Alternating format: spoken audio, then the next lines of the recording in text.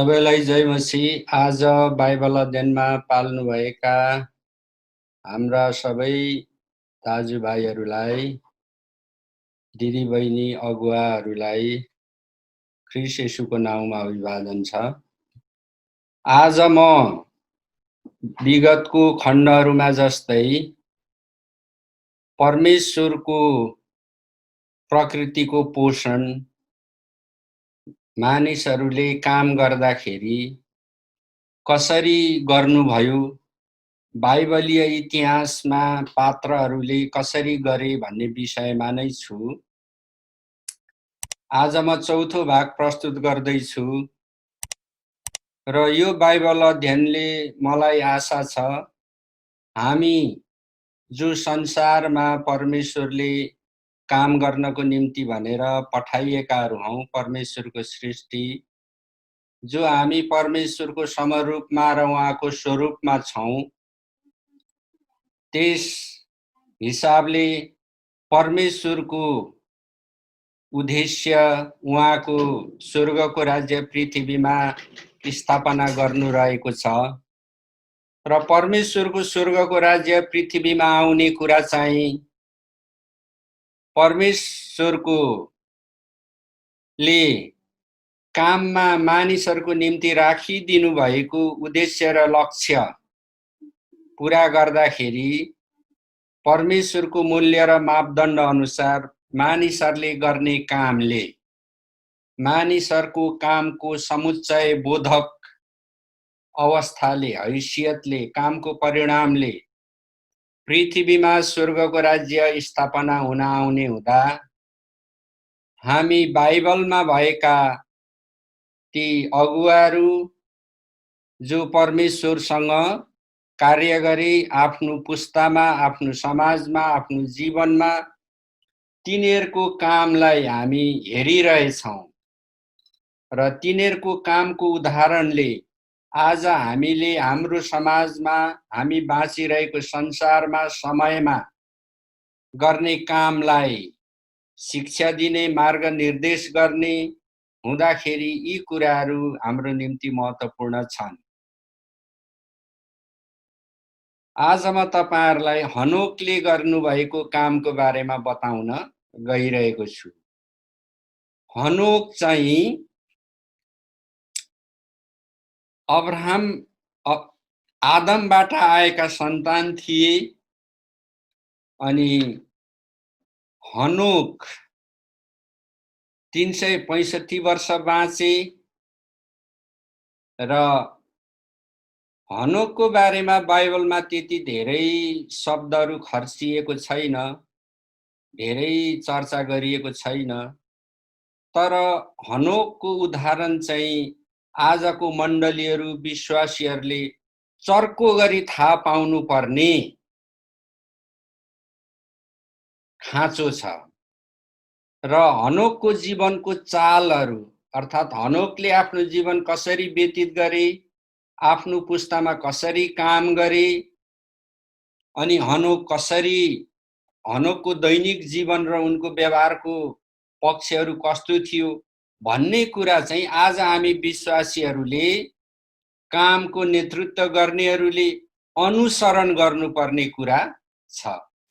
पहिलो कुरा त मण्डली र विश्वासीहरूले हनोकको उदाहरण, हनोकले कसरी काम गर्नुभयो भनेर चर्को गरी थाहा पाउनु पर्यो। अर्को कुरा, उहाँले जसरी काम गर्नुभयो त्यसलाई हामीले पछ्याउनु, अनुसरण पनि गर्नु पर्यो। हाम्रो निम्ति हनोक एउटा असल उदाहरण हुनुहुन्छ। उत्पत्ति 5 अध्यायको 22 र 24 पदमा हामीले पढ्यौं भने त्यहाँ लेखिएको छ, हनोक परमेश्वरको साथ साथ हिँड्दै रहे अनि उनी अलग भए, किनभने परमेश्वरले उनलाई उठाई लैजानु भयो। यहाँ दुईटा मुख्य कुरा छ। एउटा चाहिँ हनोक परमेश्वरसँग सँगसँगै हिँडे, साथ साथ हिँडे। अर्को कुरा चाहिँ हनोकलाई जब उनको उमेर 365 वर्ष भयो, परमेश्वरले उठाई लानु भयो। हनोक पृथ्वीमा भेटिएनन्। अब हामीले बाइबलमा पढ्दाखेरि यी थोरै शब्दहरू र केही वाक्यहरू बाहेक हनोकको बारेमा धेरै कुराहरू पाउँदैनौँ। यसरी हेर्ने हो भने त्यतिखेर हनोक परमेश्वरसँग सँगै हिँडे भन्नाले हामी के बुझ्छौँ? के बुझ्न सकिन्छ होला? निश्चय नै हनोकले पनि त्यस समयको खेतीपाती र पशुपालनको काम गरे होलान्। खेतीपाती र पशुपालन गर्ने समय थियो त्यो मानव जाति विकास हुँदै गरेको सुरुवातको समयतिर हनोकले पनि खेतीपाती गरे, पशुपालनको काम गरेर आफ्नो जीवन जिए। बाइबलमा हनोकको कामको बारेमा बयान धेरै गरिएको छैन, अनि हनोकले गरेको कामले खुबै धुम मच्चाएको, हनोकको कामले मानिसहरू चकित भएको, हनोकले गरेको कामको थुप्रो त्यसको परिणाम देखेर मानिसहरूले ताली बजाएको यस्तो केही कुरा त्यहाँ छैन। कतिसम्म भने हनोक त्यो समयमा मानिसहरूको अगुवा थिए, समुदायको प्रमुख थिए, यो पनि हामी बाइबल पढेर पाउँदैनौँ। अनि उनको सम्बन्धमा चाहिँ साह्रै थोरै कुराहरू मात्रै बाइबलमा लेखिएको छ। तर हनोकले आफ्नो स्वाभाविक मृत्यु नमरिकन 365 वर्ष उमेरमा परमेश्वरले उनलाई उज्जीवित छँदै उठाई लानुभयो, स्वर्गमा लानुभयो। त्यसले हामीलाई दिने सन्देश के हो त? त्यसबाट हामी के बुझ्न सक्छौँ? परमेश्वरले हनोकलाई जीवितै कसरी लानुभयो? किन लानुभयो? हनोकको कामलाई हेर्ने हो भने हामीलाई धेरै उदाहरणहरू मिल्दैन। हनोकको कामले मानिसहरू एकदमै उत्साहित भएको, हनोकको कामको ठुलो प्रचार भएको पनि छैन। अब त्यहाँ कुनै पनि घटना, भनाइ अनि उनीसँग जोडिएको विशेष कुरा छैन बाइबलमा। किन होला? तपाईलाई कस्तो लाग्छ? हनोकको बारेमा थोरै शब्द किन लेखियो? त्यो थोरै शब्दमा एउटा मुख्य वाक्य छ, त्यो के हो? हनोक परमेश्वरको सँगसँगै हिँड्थे, साथसाथमा हिँड्थे भनेको छ। अब एकछिन आजभोलि हामी बाँचिरहेको संसार, त्यहाँको व्यावसायिकता, त्यहाँको व्यापार अनि त्यहाँको आदान प्रदान अनि आधुनिक संसारको चाललाई हेरौँ। अब अहिले हामी बाँचिरहेको संसार के छ? धेरै व्यावसायिक भइरहेको छ, भइसकेको छ, अझै बढी हुँदै जाँदैछ। आजभोलिको संसार चाहिँ व्यावसायिकता र अन्तर्निर्भरताको संसार भइसकेको छ। अन्तर्निर्भरता भन्नाले एउटा देशमा भएको थोक वस्तुहरू अरू देशमा नपठाइकन, नबाँडिकन, व्यापारिक आदान प्रदान नगरिकन मानिसहरूको आवश्यकता पुरा नहुने अवस्था।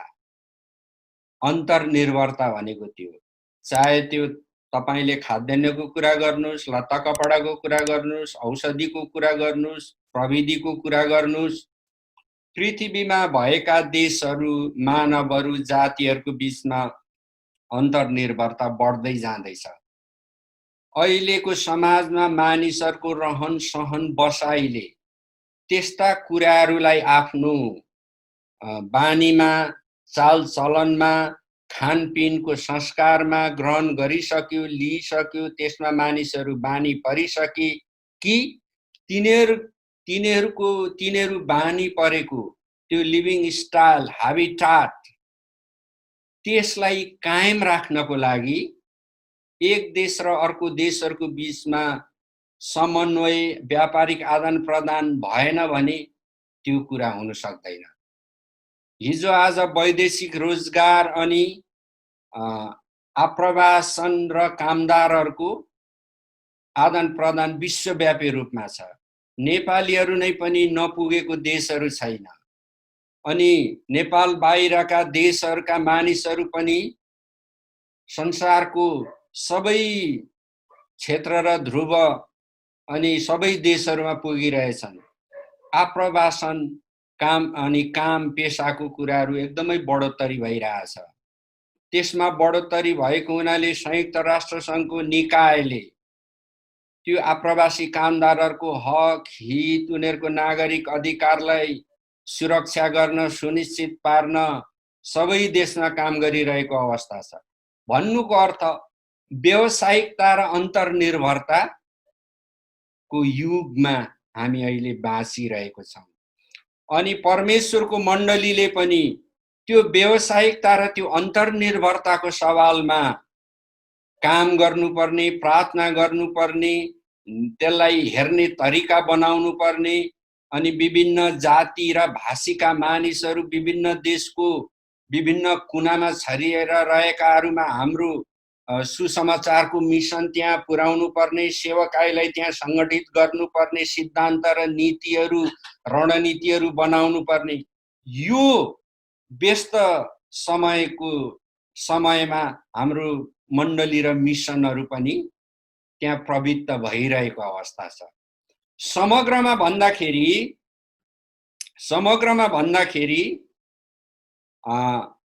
अहिले मानिसले जो काम गर्छ त्यो कामको प्रकृति, प्रभाव, त्यसको परिणाम पहिलाको तुलनामा ज्यादै बढेर गएको छ, विविध किसिमको भइरहेछ।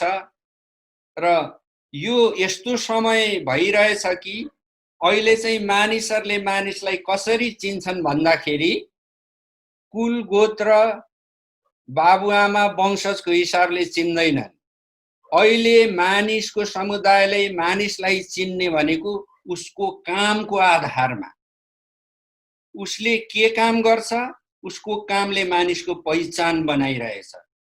त्यसै कारण यो समयमा मानिसहरू चाहिँ आफ्नो पढाइ गरेर शैक्षिक योग्यता बनाएर सिपहरू सिकेर कुनै काममा प्रवेश गर्दछ, काममा प्रवेश गर्ने चाहना राख्छ, अनि त्यो काममा उसले आफ्नो स्थान बनाउन खोज्छ।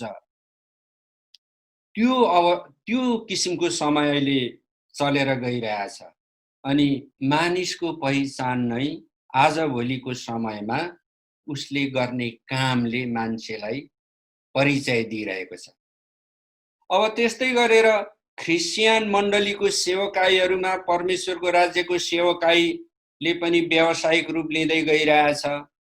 ख्रिस्चियनहरू मण्डलीहरूको पनि परिवारहरू वृद्धि हुँदै जाँदा सम्प्रदायहरू जन्मिने, डिनोमिनेसन्सहरू जन्मिने, अनि सेवकहरूको पनि समूहहरू हुने, अनि तिनीहरू एउटा परिवारमा एउटा पहिचानमा गोलबन्द हुने, एकताबद्ध हुने, ताकि परमेश्वरको कामलाई सहज सरल सङ्गठित रूपमा योजनाबद्ध ढङ्गले सबै जाति र खाँचो परेको ठाउँहरूमा पुर्याउन सकियोस् भनेर यो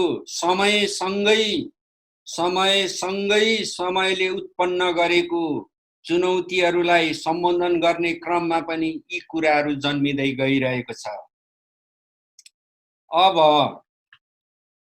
हाम्रो मण्डलीले समेत यो अहिलेको समयमा व्यावसायिकताको प्रकृति अपनाइरहेको समयमा, मण्डलीहरू पनि व्यावसायिक हुँदै गइरहेको समयमा हामी सबै प्रभुका सेवकहरू वा संसारको अन्य क्षेत्रहरूमा काम गर्ने, कामको नेतृत्व गर्नेहरू प्राय गरी हाम्रो ध्येय के छ भन्दाखेरि हामीहरू के काम हो र कति हुन्छ भन्ने तथ्यमा धेरै लागि पर्छौँ। के र कति, के भन्नाले मानिसहरूले ठानेको, आदरणीय मानेको, अनि त्यो कुरामा, त्यो व्यावसायिकतामा त्यो काम गर्दाखेरि त्यसले हामीलाई राम्रो पहिचान दिन्छ दिँदैन एउटा कुरा, अनि अर्को कुरा चाहिँ त्यो काम गर्दा कति गरिन्छ, कति पाइन्छ, अथवा उपलब्धि कति हुन्छ, प्राप्ति कति हुन्छ भन्ने कुरामा अहिलेको संसारमा भएका मानिसहरूको त्यो खालको प्रवृत्ति विकसित हुँदै गइरहेको अवस्था छ। अनि अहिले हामी एउटा कुरालाई ध्यान दिँदैनौँ, हामी त्यो कुरालाई त्यति प्रमुखता गरी लिँदैनौँ। त्यो के हो भन्दा त्यो चाहिँ हो ध्येय। Entire motive, whatever a person does, whatever a person involved in business or any professions, he will see the amount and he will see those things that he's gonna receive. हो कि? तर हामीले त्यहाँ के मिस गरिरहेको हुन्छौँ, त्यहाँ छोडिरहेको गुमाइरहेको के हुन्छ भन्दा त्यो चाहिँ हाम्रो भित्री मोटिभ, हाम्रो भित्री ध्येय। जस्तो म कुनै पेशामा संलग्न छु, त्यो पेशाले व्यावसायिकताको रूप लिँदै जाँदैछ अनि त्यो पेशा पनि के एउटा व्यावसायिकता नै हो। व्यावसायिकता भनेर मैले यहाँ व्यापार गर्नु भन्ने भनिरहेको छुइनँ। कुनै पनि कामलाई वैज्ञानिक ढङ्गले सुसङ्गत हिसाबले अनुशासनबद्ध भएर त्यसको उत्पादनलाई, त्यसको बजारलाई, त्यसको वितरण प्रणालीलाई, त्यसले पुर्याउने सेवालाई बढी प्रभावकारी, छिटो छरितो कसरी हुन्छ भन्ने कुरा व्यवस्थापनका पक्षहरूलाई बडो कुशलतासँग विश्लेषण गरेर केलाएर त्यो कामले उत्पादन गरेको कुरालाई बजारमा पुर्याउनु, यो वैज्ञानिक ढङ्गले त्यसलाई संगठन गर्नु के हो? द्याट इज व्हाट प्रोफेसनलिज्म हो कि? अनि त्यो किसिमको ख्रिस्टियनहरूको सेवकाई पनि त्यो किसिमले पनि जाँदैछ। सबै सेवकाईहरू कुना कन्दरामा भएका, दुर्गम ठाउँमा भएका, अब सुगम ठाउँमै पनि भएको स्वतन्त्र मण्डलीहरू, यो सबैले त्यो प्रकारले, त्यो हदमा, त्यो तहमा, त्यो मात्रामा नसोचेको होलान्। तर प्रवृत्ति चाहिँ के हो? मण्डली बढ्दै जाँदा, परिवारहरू धेरै हुँदै जाँदा, त्यसले व्यवस्थापकीय पक्षको विभिन्न सिपहरू, कुशलताहरू, नीतिहरू, सिद्धान्तहरू, तौर तरिकाहरू माग गर्दै जान्छ। अनि जे पनि खाँचो पर्छ त्यसलाई सम्बोधन गर्न, त्यसलाई पुरा गर्न यो किसिमको स्किल्स, यो प्रोफेसनल स्किल्सको खाँचो हुन्छ। अनि मण्डलीले स्वभावतः ती कुराहरूमा लाग्दै गएको हुन्छ। किनभने आजको समयको मण्डलीले आजको समयमा समयलाई पूर्ण रूपले, प्रभावकारी रूपले सम्बोधन गर्नु पनि मण्डलीको खाँचोभित्रै पर्ने कुरा हो। तर मुख्य कुरा यहाँ के हो भने हामी जो काममा पनि संलग्न हुन्छौँ त्यो कामप्रति हाम्रो धारणा के काम, त्यो काममा मेरो नाम रहन्छ रहँदैन, अर्थात् त्यो कामले मलाई के फाइदा दिन्छ भन्ने कुरा हाम्रो निम्ति मुख्य कुरा भएर आएको छ। तर त्यो काममा हामी सहभागी हुँदा, संलग्न हुँदा, त्यो कामको नेतृत्व गर्दा हाम्रो कामले उत्पादन गर्ने कुराहरूले मानिसहरूको भलाइ र कल्याण, सर्वाङ्गीण विकास कसरी गर्छ, अथवा त्यो कामको अपनत्व तपाईको हातमा छ, तपाई नेतृत्वकर्ता हो भने तपाईको भित्री ध्येय के हुन्छ? त्यो भित्री ध्येय तपाई कामको मात्रालाई बढाउन चाहनुहुन्छ, काममा संलग्न भएका व्यक्तिहरू, कर्मचारीहरू, सहकर्मीहरू बढी पार्न चाहनुहुन्छ, तपाई आफ्नो परियोजना प्रोजेक्ट धेरै बनाउन चाहनुहुन्छ, तपाईको कामले धेरै क्षेत्र ढाक्न चाहनुहुन्छ। तर त्यो काम गर्दा कसरी गरिन्छ, कसरी भन्ने कुरा चाहिँ के हो? ध्येय हो। तपाई आफ्नो व्यवसाय बढाउन चाहनुहुन्छ, व्यापार बढाउन चाहनुहुन्छ, तपाईसँग एउटा कारखाना थियो, तपाईसँग 25 जनाले काम गर्ने एउटा टेलरिङ शप थियो, तपाईसँग 30 जनाले काम गर्ने खेलौना बनाउने एउटा वर्कशप थियो, तपाई त्यसलाई वृद्धि गर्न चाहनुहुन्छ। तर कसरी? तपाईले कसरीमा जे कुराहरू इनपुटको रूपमा, सामग्रीको रूपमा, रणनीतिको रूपमा, तौर तरिकाको रूपमा लिनुहुन्छ नि, त्यो चाहिँ तपाईको ध्येय हो। तपाईले उत्पादन गर्ने खाद्य पदार्थले मानिसहरूको स्वास्थ्यलाई कायम राख्छ राख्दैन, पोषण दिन्छ दिँदैन, तपाईले खास प्रकारको स्वस्थ प्रकारको तत्त्वहरू भएको त्यो खाद्य पदार्थलाई, त्यो खानेकुराको त्यो वस्तुलाई बजारमा पुर्याउनु हुन्छ हुन्न, कसरीमा त्यो कुरा आउँछ, कसरी भन्ने कुराले त्यहाँनिर काम गर्छ। अथवा हामी चाहिँ कमसल वस्तुहरू राखेर त्यसलाई हामी वितरण गर्छौं, त्यसबाट हाम्रो कम्पनीको आकार बढ्छ, कामदारहरू बढ्छन्, नाफा बढ्छ। कसरी हिजो आजको व्यस्त र व्यावसायिक समयमा मानिसहरूले के र कतिलाई धेरै ध्यान दिएको छ, अनि कसरी भन्ने कुरा ध्येयलाई ध्यान दिएको छैन। अब हाम्रो ध्येय सकेसम्म हाम्रो व्यावसायिकताको, हाम्रो कामको आकार बढाउनु, ताकि मानिसहरूको आँखामा त्यो लोभलाग्दो देखियोस्, मानिसहरूको बीचमा प्रचार होस्, मानिसहरूले वाही वाही गरून्, मानिसहरूले ताली बजाउन्, मानिसहरूले त्यो काम गर्दा व्यक्तिलाई सम्झुन्। यो किसिमको ध्येय हाम्रो छ।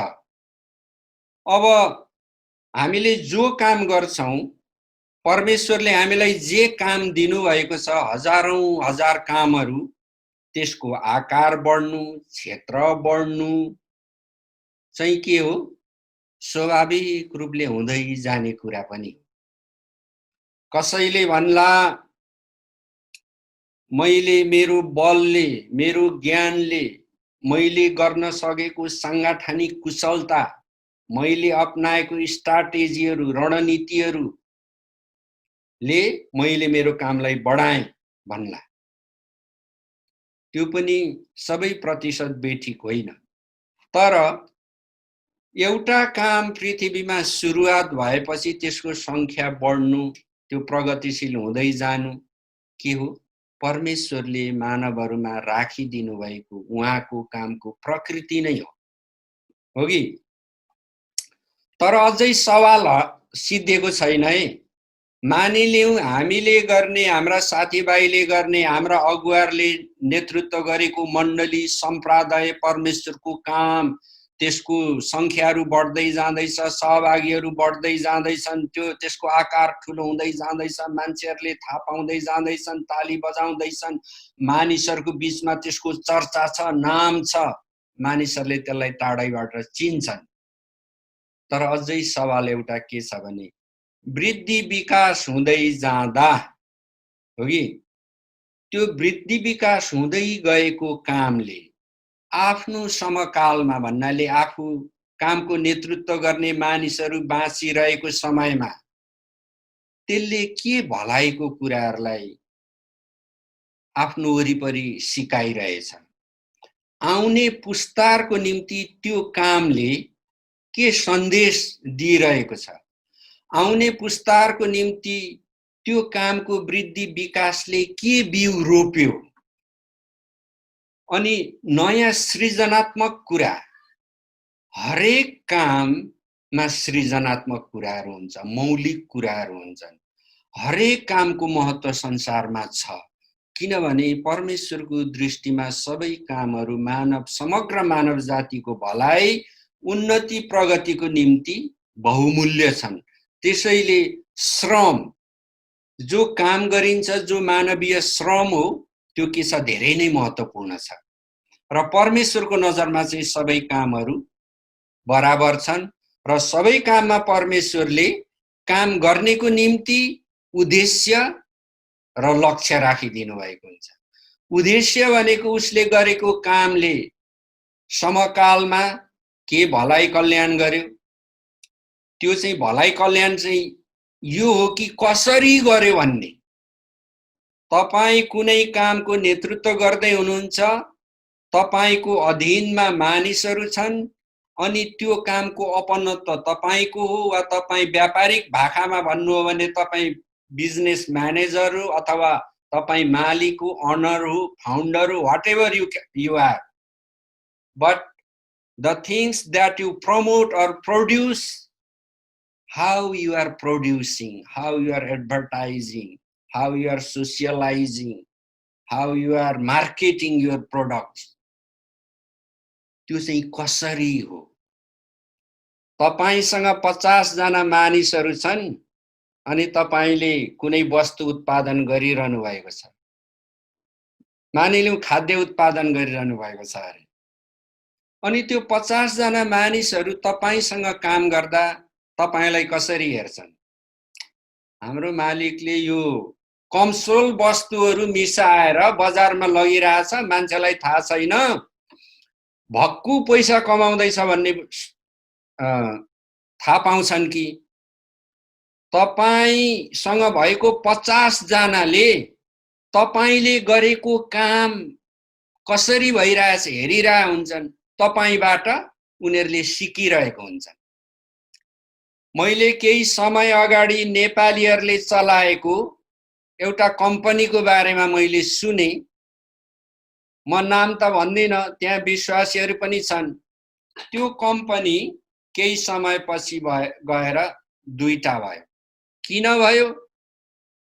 त्यहाँ जसको बढी वर्चस्व थियो उहाँले चाहिँ त्यो कम्पनीले उत्पादन गरेर बजारमा लाने त्यो चाहिँ प्रियहरू फुड एक्सट्र्याक्ट, त्यो चाहिँ फुड एक्सट्र्याक्ट खाद्य सत्व भनेर भनिन्छ, खाद्य सत्व वितरण गर्ने कम्पनी हो। मुख्य मान्छेले त्यहाँ केही कमसल वस्तुहरू मिसाउन चाहने अनि त्यहाँ भएका केही मान्छेहरू त्यहाँ मिसाउनु हुँदैन भन्ने, अनि त्यहाँ विश्वास गर्ने र विश्वास नगर्ने दुवै किसिमको साझेदारहरू थिए। पछि यस्तो भयो, विश्वास नगर्नेहरू केही व्यक्तिहरू मिलेर त्यो कम्पनीलाई छोडेर आफ्नो भाग लिएर अर्को कम्पनी बनाए। अहिले नेपालको बजारमा त्यो दुवै कम्पनीले उत्पादन गरेको वस्तुहरू आइरहेछ। अनि पहिलाको कम्पनीले उसको सम्पर्कमा भएको विभिन्न सहरहरूमा भएको उसको सम्पर्कमा भएको शोरूमहरू अनि व्यापार साझेदारहरू पनि गुमायो। भन्नुको अर्थ हामीले गरेको कामबाट हामी सँगै हुने मान्छेलाई के सन्देश गइरहेछ र हाम्रो कामले मानिसहरूको भलाइ र कल्याणलाई प्रवर्धन गरिरहेको छ कि छैन? हामीले गरेको कामले मानिसको भलाइ कल्याण हुनु भनेको कुरा हामीसँग भएको रुपैयाँ पैसा, घरमा भएको चामल, थोक वस्तु, लुगा फाटा, सुन चाँदी सडकमा उभिएर नहुनेलाई एकदम निरन्तर बाँड्नु भनेर भन्न खोजेको होइन। अर्थात् हामी संलग्न भएको कामले मानिसहरूको सर्वाङ्गीन भलाइ गर्नु भन्नुको अर्थ मानिसहरूले कुनै पनि कुरा श्रम नगरिकन, कुनै पनि कुराको निम्ति उनीहरूसँग इच्छा नभइकन हामीले तिनीहरूलाई थोक वस्तुहरू सित्तैमा बाँडेर उनीहरूको व्यवहार, विचार, सिकाइलाई बिगार्नु भन्न खोजेको होइन मैले, हो कि? सर्वाङ्गीन भलाइ हुनु भनेको त्यो होइन। सर्वाङ्गीन भलाइ हुनु भनेको त तपाईको जीवन, तपाईको कामले मानिसहरूलाई परमेश्वरको मूल्य मान्यता सिक्न सहायता गर्नु, र यो कुरा चाहिँ सबै संसारको सबै कामहरूमा यो कुरा परमेश्वरले जोडेर राख्नु नै भएको छ। त्यो चाहिँ के हो? ख्रिस्टियनहरूले गर्ने सुसमाचार हो। चाहे ख्रिस्टियनहरू मासु काट्ने काम गरून् वा त मासु काट्नेहरू 70 जनालाई राखेर मासु काट्ने कम्पनी चलाउन्, मासु काट्ने मात्रै काममा पनि परमेश्वरले लक्ष्य र उद्देश्य राख्नु भएको छ। मासु काट्नेहरू भेला गरेर कम्पनी नै चलाउने मालिकमा पनि परमेश्वरले त्यो कामको लक्ष्य र उद्देश्य राख्नु भएको छ। हामी जीवनभर काम गरिसकेर काम गर्न नसक्ने विश्रामको अवस्थामा पुगेपछि, retirement, at the time of retire onward we cannot do anything, अनि त्यसपछि हामी सधैँभरि पृथ्वीमा छैनौं, त्यसपछि हामी पुग्ने ठाउँ कहाँ? हामीले जीवनभरि गरेको आराधना, संगति, मण्डलीको जवाई अनि मण्डलीमा प्रभु येशूको नाम लिएको के को लागि भन्दा हामीले चलाइरहेको कम्पनी, हामीले गरिरहेको काम, हामीले गरिरहेको पास्टरीय सेवा, हामीले गरिरहेको मिसनको काममा परमेश्वरको उद्देश्य र लक्ष्यलाई पूरा गर्नु, ताकि हामीसँग भएका मानिसहरूले सिक्न सकुन्, आउने पुस्ताहरूले सिक्न सकुन्, हामीसँग जोडिन आउने विभिन्न मानिसहरूले परमेश्वरको उपस्थितिलाई त्यहाँ देख्न सकुन्। यो कुरालाई हामीले बिर्सनु हुँदैन, हो कि? मलाई लाग्छ परमेश्वरले हामीलाई एउटा मिठो, दिगो, सन्तुष्टि र शान्ति दिनको निम्ति हनोकको बारेमा धेरै शब्दहरू चलाउनु भएन। तपाईलाई कस्तो लाग्छ? किन परमेश्वरले हनोकले गर्नुभएको त्यो खेतीपाती र पशुपालनको कामको भयंकर बयान नगरे होला? बयान नै छैन। किन बयान नगरेको? किन बडा शान्त किसिमले थोरै शब्दमा यो लेखियो? हनोक परमेश्वरको साथसाथै हिँड्थे अनि परमेश्वरले उनलाई आफूसँग उठाइ लानुभयो, शारीरिक मृत्यु नमरिकन। किन यसरी थोरै शब्दमा लेखिएको होला? निश्चय नै अन्त्यको समयका मण्डलीका अगुवाहरू, पुजारीहरू, गुरुबाहरू, विश्वासीहरू अनि अन्त्यको समयमा संसारमा काम गर्ने हजारौं प्रकारका काम गर्ने, कामको नेतृत्व गर्ने, हरेक विश्वास गर्ने मानिसहरू र विश्वासै नगर्नेहरूलाई पनि सिकाउनको निम्ति परमेश्वरले थोरै शब्द दिनुभयो बाइबलमा। परमेश्वरले इच्छा गरेको भए थुप्रै पन्ना दिन सक्नुहुन्थ्यो। किन थोरै शब्द दिनुभयो भन्दा हामी सबैले आफ्नो जीवनको गन्तव्य र लक्ष्यलाई थाहा गर्नको निम्ति, हाम्रो कामसँग जोडिएको परमेश्वरको उद्देश्यलाई थाहा गर्नको निम्ति थोरै शब्द दिनुभयो। हनोकको कामको बयान गरेर धुम मचिएको, एकदमै बबन्डर भएको केही कुरा छैन।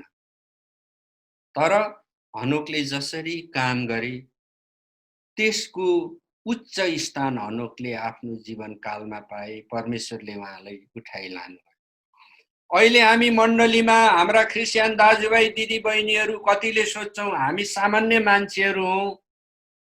Even we are not a leader in a church community or church services in our church.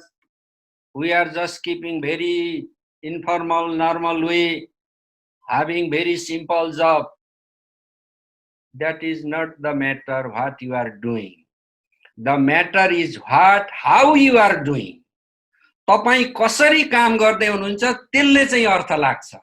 हो, अन्त्यको समयमा मानव समाजमा आउने आर्थिक, राजनैतिक, व्यापारिक सम्बन्धहरूको अनि क्रिश्चियन शिक्षामा पनि झुटा शिक्षाहरूको विभिन्न जालोहरूको जुन एउटा जटिलता उत्पन्न हुन्छ, त्यो जटिलता उत्पन्न हुनको सँगसँगै अन्त्यको समयमा पृथ्वीमा आवरणमा देखिने, बाहिर देखिने रौनक, चमक अनि बाहिर हुने हल्ला, बाहिर हुने ग्ल्यामर भनेको बाहिर देखिँदाखेरि मान्छे उत्तेजित हुने कुराहरूले मानिसहरूको ध्यानलाई, मानिसहरूको आत्मिक जीवनलाई खिच्ने हुँदा परमेश्वरले बडा शान्तमा आनन्दित भएर थोरै शब्दमा हनोक परमेश्वरको साथसाथै हिँड्थे, हनोकलाई परमेश्वरले उठाए लाए। आहा, कति राम्रो कुरा। आज मण्डलीमा हनोकको बारेमा धेरै प्रचार गरिएको सुनिँदैन। हनोकको जीवनभित्र परमेश्वरले राख्नु भएको त्यो रहस्य र हनोकको जीवन र काममा अन्तर्निहित विषयवस्तुको बारेमा धेरै विश्लेषण गरिएको छैन। तर अन्त्यको समयमा जिउने विश्वासीहरूको निम्ति नै हनोकको उदाहरण राखी, ताकि मानिसहरूले यो नभनुन् मेरो कामले के फरक पार्छ र, म कुन ठुलो मान्छे हुँ र, म कुन धनी मान्छे हुँ र, मैले कहाँ 100, 200, 500, 1000 मान्छेलाई परिचालन गरेको छु र म के को लिडर हुँ र? त्यसो होइन प्रियहरू। तपाई आफूले गरिरहेको कामको लिडर हुनुहुन्छ। तपाईले जो काम गरिरहनु भएको छ त्यो कामको नेतृत्व तपाईँ हो। अनि त्यो कामको नेतृत्व गर्दा तपाईले परमेश्वरको मूल्य मान्यताको पोषण तपाईको नेतृत्वमा गर्नुपर्ने हुन्छ। अनि हनोकले जो जीवन बिताए उनले आफ्नो काम गर्दाखेरि परमेश्वरको मूल्य मान्यता अनुसार उनले कामको नेतृत्व गरे। अनि बडा शान्त तवरले हामीले थाहा पायौं हनोकलाई परमेश्वरले उठाइलानु। अब हिब्रू 11 अध्यायको 5 र 6 पदमा हनोकको बारेमा के लेखिएको छ भन्दाखेरि हनोक चाहिँ नि परमेश्वरसँग सहमत भएर, सहमत। तपाई आफ्नो कामको नेतृत्व गर्दा के कुरासँग सहमत हुनुहुन्छ प्रियहरू? तपाई कुनै कामको म्यानेजर हुनुहुन्छ, कुनै कामको एकाउन्टेन्ट हुनुहुन्छ, कुनै कामको अब्जर्भर हुनुहुन्छ, कुनै एक्जिक्युटिभ चिफ हुनुहुन्छ वा एक्जिक्युटिभ मेम्बर हुनुहुन्छ, whatever position you hold, but there are clear instruction that ought to be followed by you, that should be maintained, that should be followed. हो कि हैन? हेर्नुस् त, तपाईको काम जे होस्, तपाई कारखानाको एउटा मजदुर हुनुहुन्छ अनि कारखानामा उत्पादन हुने वस्तुको कुनै इकाइमा कुनै निश्चित प्रकारको काम गर्ने व्यक्ति हुनुहुन्छ भने पनि तपाईले कसरी काम गर्नुपर्छ भन्ने कुरा त्यहाँ लेखिएको हुन्छ। त्यसो हुँदाखेरि यदि तपाई परमेश्वर सँगसँगै हिँड्नुभयो भने तपाईले आफ्नो पहिचान अनि ख्रीष्टको पहिचान अनि सुसमाचार त्यो काम गर्ने ठाउँमा बनाउनुहुन्छ। आज क्रिस्चियनहरू सेनामा छन्, राजनीतिमा छन्, प्रहरीमा छन्, न्याय क्षेत्रमा छन्, वकिल छन्, इन्जिनियर छन्, जीवनको अनेकौं विविध क्षेत्रहरूमा क्रिस्चियनहरू छन्। परमेश्वरलाई ती क्षेत्रहरूमा कामको नेतृत्व गर्ने, परमेश्वरको नेतृत्वको प्रकृति पोषण गर्ने मानिस चाहिएको छ। परमेश्वरलाई मानिस चाहिएको, मण्डलीमा गुरुबा पास्टर चाहिएको होइन। झोला बोकेर प्रचार गर्दै हिँड्ने, पर्चा बाँड्ने इभान्जलिस्ट मात्रै चाहिएको होइन। भान्सा कोठाहरूमा, रेस्टुरेन्टहरूमा, नाच्ने ठाउँहरूमा, अभिनय गर्ने ठाउँमा परमेश्वरलाई लिडर्स चाहिएको छ। परमेश्वर त्यहाँ कसरी काम गर्नुपर्छ भन्ने कुरा देखाउन चाहनुहुन्छ। अनि परमेश्वरको इच्छा चाहिँ सुसमाचारलाई मानिसहरूको जीवनको सबै क्षेत्रमा पुर्याउनु। आज पृथ्वीमा 203 वटा देशहरू छ। 203 देशमा कति सांसदहरू छन् होला भन्नुस् त? Senator, member of parliament, whatever their name is. त्यहाँ परमेश्वरलाई लिडरहरू चाहिएको छ। पृथ्वीभरिको देशमा सेनाहरू छ। परमेश्वरलाई कति मान्छेहरू सेनामा चाहिएको होला काम राम्ररी गरेर देखाउने, येशूको प्रचार हुने। त्यसकारण सबै कामहरू के हो? बहुमूल्य छन्। अब तर हामी के छौं? यहाँ हिब्रूको पुस्तकमा के लेखेको छ? हनोक परमेश्वरसँग सँगसँगै। प्रियहरू, आज हामीले मण्डलीमा सँगसँगै परमेश्वरमा हिँड्ने मान्छेहरू चाहिएको छ।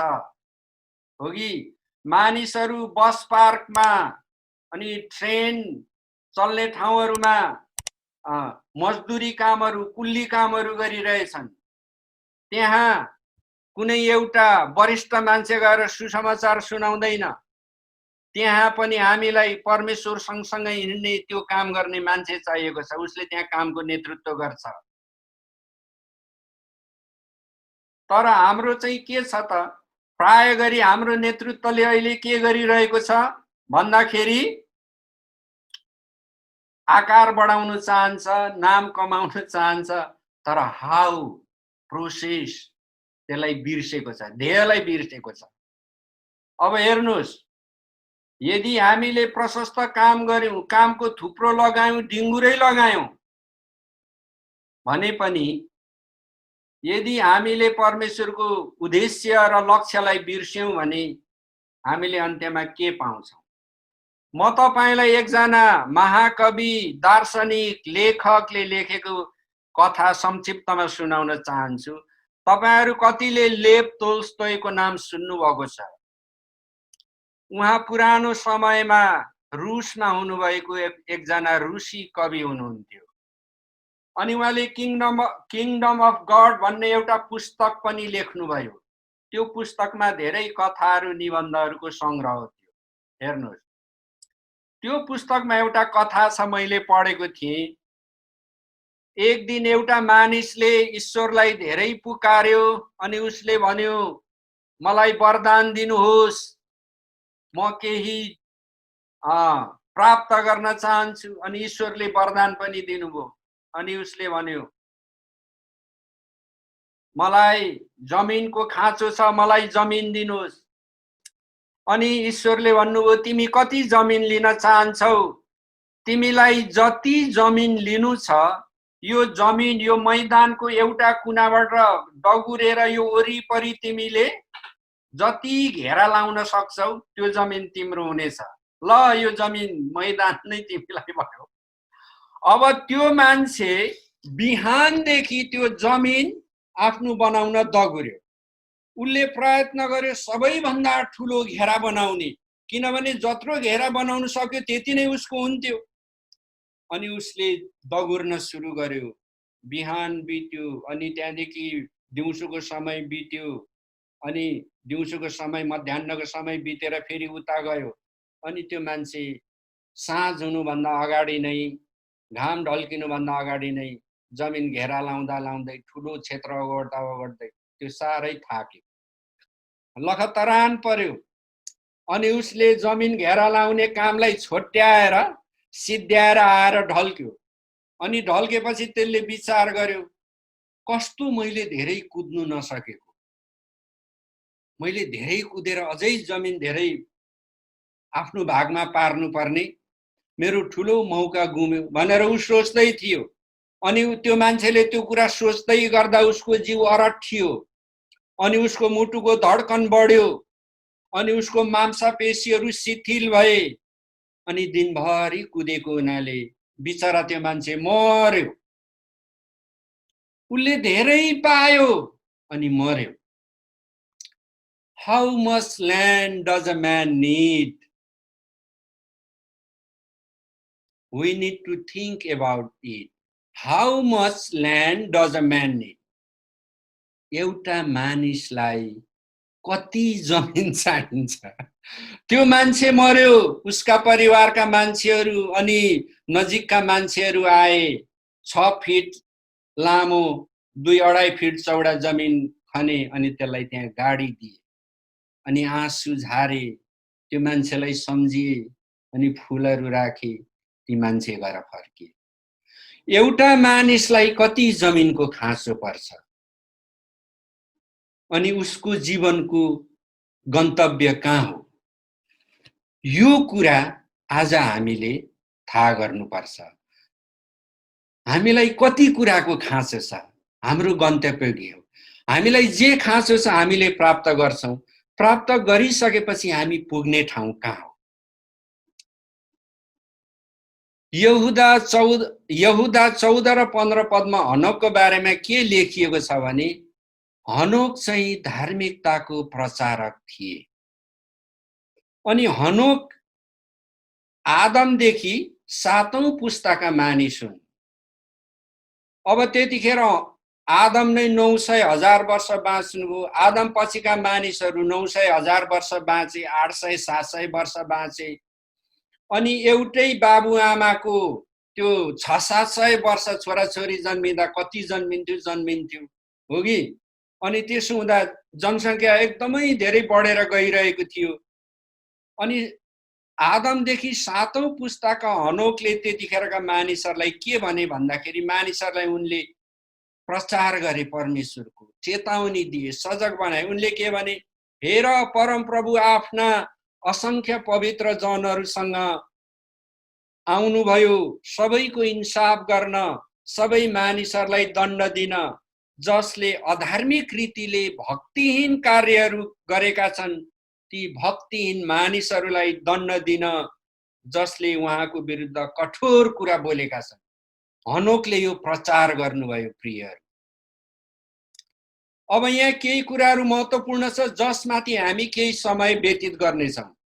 म चाहिँ तपाईहरुलाई स्वादिलो जाँगर चलाउने एकदम एक्साइटमेन्ट हुने आश्चर्य कर्म वा एकदम मन प्रफुल्लित हुने सन्देश दिइरहेको छुइनँ, बाइबल अध्ययन गराइरहेको छु।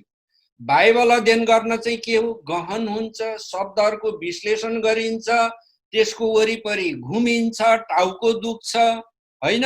अब त्यति जोस जाँगर नआउला, तर वचन बुझ्नु चाहिँ खाँचो छ। वचन बुझ्न किन खाँचो छ भन्दाखेरि हाम्रा धेरै साथीभाइहरू अनि हामी आफै पनि परमेश्वरको दान पाएको, जब परमेश्वरको दास कुनै ठाउँमा आउनुहुन्छ, हामी मण्डलीका मानिसहरू उहाँ कहाँ जान्छौँ, परमेश्वरको पवित्र आत्माको प्रकटीकरण त्यहाँ हुन्छ अनि उहाँले मानिसहरूलाई ढाल्नुहुन्छ, मानिसहरूको बिमारहरू निको हुन्छ, मानिसहरूले छुटकारा पाउँछन् अनि त्यहाँ एउटा उल्लास हुन्छ अनि त्यहाँ मानिसहरू हालेलुया हालेलुया परमेश्वरको जय होस् भन्ने हुन्छ। मानिसभित्र विश्वास एकदमै बढेर आउँछ, मानिसहरू एकदमै एक्साइटेड इमोसनल हुन्छन्। अनि जब तिनीहरू घर फर्किन्छन्, पानी पर्छ, घाम लाग्छ, काम गर्न जान्छन्, अनि त्यहाँ भएको त्यो एक्साइटमेन्ट, त्यो उत्तेजना, त्यो जागरण यसो सम्झ्यो हटेर गइसकेको हुन्छ। भएको चाहिँ के हो, मानिसहरूसँग वचन नभएको। त्यसकारण यदि तपाईले वचनलाई चाहिँ आफ्नो हृदयमा समझमा तपाईको विवेकमा राख्नुभयो भने आश्चर्य कर्म देख्नुहोस् नदेख्नुहोस्, पवित्र आत्माको अचम्मको कामहरू तपाईको सामु होस् वा नहोस्, तपाई वचनमा भर परेर तपाईको जीवनले परमेश्वरमाथि दिगो विश्वास गरेर लान्छ। तपाईलाई मैले एउटा कथा बताइसकेको छु। इस्राएलीहरू 400 वर्षको दासत्वबाट फर्किँदाखेरि ती इस्राएलीहरूले यर्दन नदी तरे अनि लाल सागर तरे अनि मरुभूमि र उजाड स्थानमा उनीहरूले मासु खानु पाए, रोटी खानु पाए अनि त्यो लाल समुद्रले चाहिँ मिस्रीहरूलाई नाश गरेको थियो। परमेश्वरको त्यो आश्चर्य कर्म तिनीहरूले दिनहुँ देखेको थिए।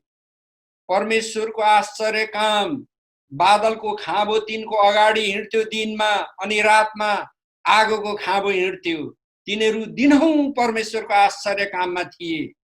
तर जब आफैले विश्वास गर्नु पर्यो, आफ्नै हातले काम गर्नु पर्यो, जब आफैले सामना गर्नु पर्यो, तब तिनीहरूले भने हामी त मिश्र देशमा नै मरेका भए हुन्थ्यो।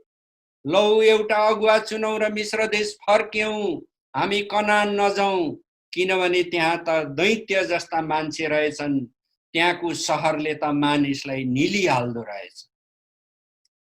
ती इस्राएलीहरू 20 लाख बढी इस्राएलीहरू कानले सुनेको र आँखाले देखेको कुरामा डराएर नाश भए। किन? तिनीहरूले परमेश्वरको आश्चर्य कर्मलाई भुले। त्यसैकारण तपाई र मैले परमेश्वरको वचनलाई भुल्नु हुँदैन। हामीलाई चाहिएकै बेलामा परमेश्वरले आश्चर्य कर्म गर्नु भएन भने पनि, हामीलाई चाहिएकै बेलामा हामीले सहायता पाएनौं भने पनि परमेश्वरको वचन के हो? परमेश्वर स्वयं हो। परमेश्वरले यूहन्नाको पुस्तकमा यही भन्नुभएको छ। हामीले परमेश्वरको वचनमाथि विश्वास गर्नु चाहिँ के हो? हाम्रो विश्वास र ख्रिस्टियन आत्मिक जीवनलाई दिगो दिनु हो।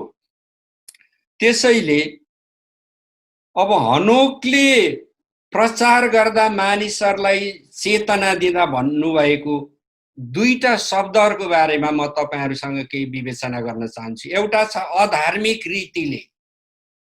हनोकले के भन्नुभयो?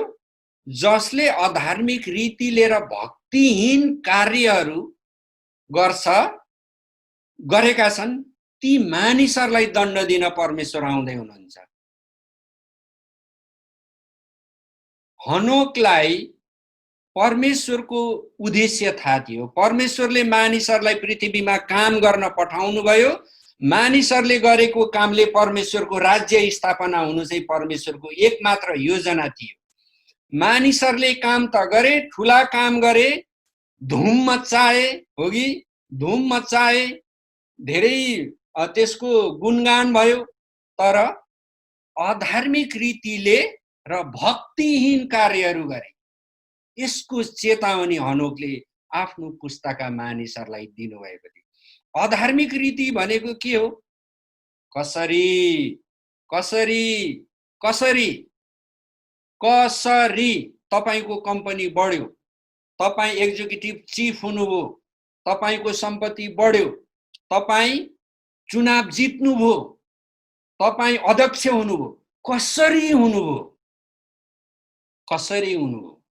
तपाईको व्यापार बढ्यो, कसरी हुनुभयो? तपाईले ठेक्का पार्नुभयो, अर्बौं करोडौं डलरको ठेक्का पार्नुभयो, कसरी पार्नुभयो? हो कि? तपाईले धेरै काम गर्नुभयो, कसरी गर्नुभयो? घरको तला थप्नुभयो, कसरी थप्नुभयो? कसरी? अधार्मिक रीतिले।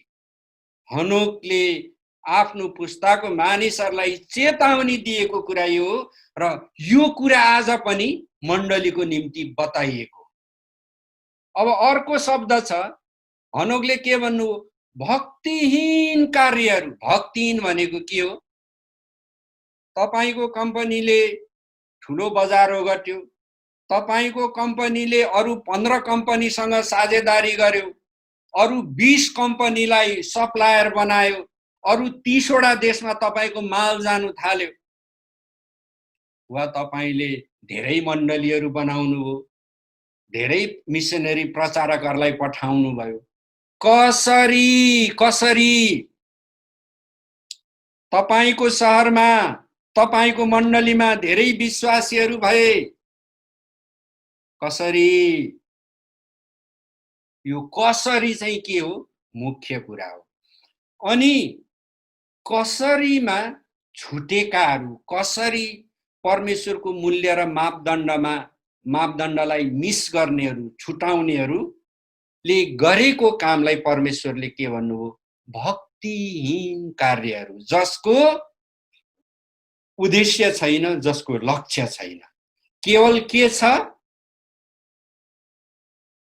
लेव तोल्स्तोयले को कथामा आशिष पाएको मान्छेले ठुलो जमिन पायो, जमिनको ठुलो भाग पायो, अन्त्यमा मर्यो।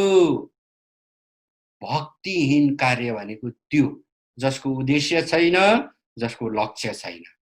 अर्को शब्दमा भन्ने हो भने त्यो धेरै र ठुलो कामहरू गर्दाखेरि, हुँदै जाँदाखेरि तपाईले त्यहाँ आफैलाई देख्नुभयो कि परमेश्वरलाई देख्नुभयो?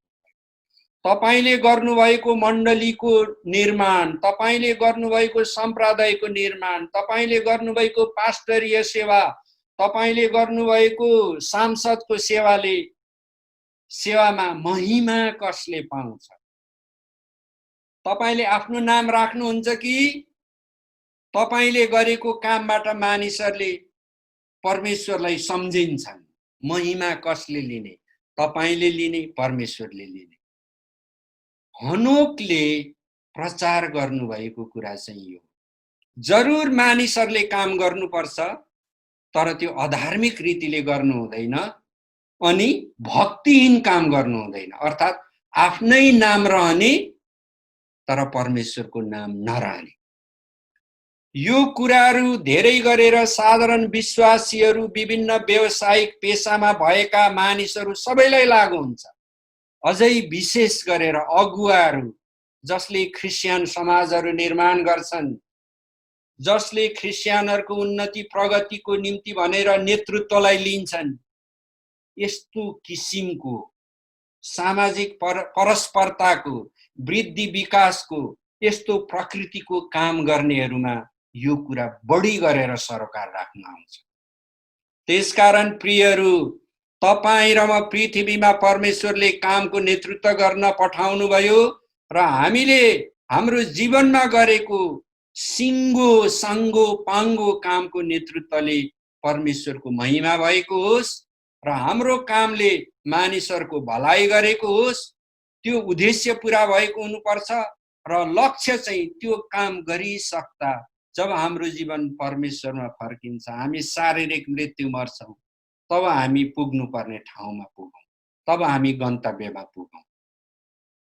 यो नै हनोकले परमेश्वरसँग सँगै हिँडेर हामी अन्त्यको समयको मण्डलीलाई सिकाएको शिक्षा हो। आजको अध्ययनलाई म यही नै अन्त्य गर्छु। मैले प्रस्तुत गरेको अध्ययन गराएको विषय वस्तुहरूमा तपाईहरुलाई कुनै जिज्ञासा छ, फरक मत छ, फरक भनाइहरू छ भने तपाईले मलाई शेयर गर्न सक्नुहुन्छ। हामी त्यसमाथि अझै छलफल गर्न सक्छौं, किनभने हामी सबै परमेश्वरको वचन पढेर सिक्दै प्रकाश पाउँदै एकले अर्कालाई बताउँदै परमेश्वरको मण्डली अगाडि बढाउनको निम्ति लागि परेका मानिसहरू हौं र यस काममा परमेश्वरको आशिष तपाईहरु, म आफै र सबैलाई रहेको होस्।